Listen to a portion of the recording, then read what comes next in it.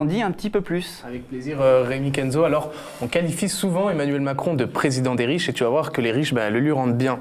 On va commencer avec un homme, Jean-Marc Dumontet, propriétaire des théâtres parisiens Bobino et le Théâtre Antoine, deux théâtres dans lesquels Emmanuel Macron va tenir des meetings, l'un le 6 février 2017 à Bobino et puis l'autre au Théâtre Antoine le 8 mars, de meetings facturés à 3 000 €.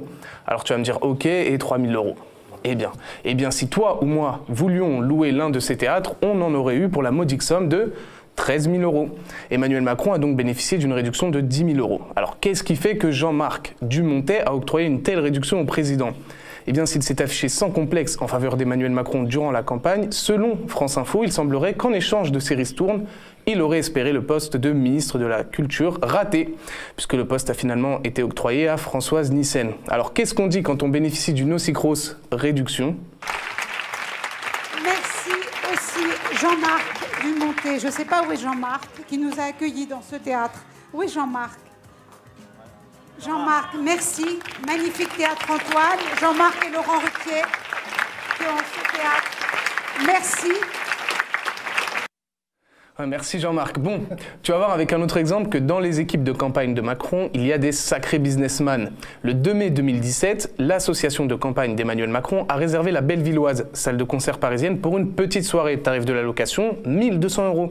Une somme dérisoire pour une salle de concert. Oriza, la société propriétaire du lieu, affirme qu'il ne s'agit pas d'une remise liée à la nature du client. Pourtant, Benoît Hamon, le 20 mars 2017, a lui aussi loué l'endroit pour une petite sauterie de campagne présidentielle. Montant de la facture, pratiquement 4 900 €. C'est donc 4 fois plus cher pour Benoît Hamon.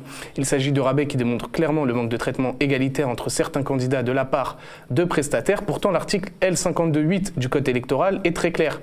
Les personnes morales, à l'exception des partis ou groupements politiques, ne peuvent participer au financement de la campagne électorale, ni en lui consentant des dons sous quelque forme que ce soit, ni en lui fournissant des biens, services ou autres avantages directs ou indirects à des prix inférieurs à ceux qui sont habituellement pratiqués. Mais alors pourquoi la commission des comptes de campagne n'a pas retoqué les comptes de campagne d'Emmanuel Macron ? C'est la question. On sait que la commission n'a aucun pouvoir juridique. Elle est simplement chargée de vérifier minutieusement que tout est en ordre au niveau du financement et elle peut éventuellement transmettre des informations au parquet qui peut décider d'ouvrir une enquête. Pourquoi n'a-t-elle pas retoqué les comptes de campagne d'Emmanuel Macron ? Pour Jean-Christophe Picard, patron de l'association anticorruption Anticor, il a déclaré ce matin, toujours à France Info, que la commission aurait dû logiquement provoquer le rejet des comptes de campagne d'Emmanuel Macron et que cela ressemble à des dons interdits de personnes.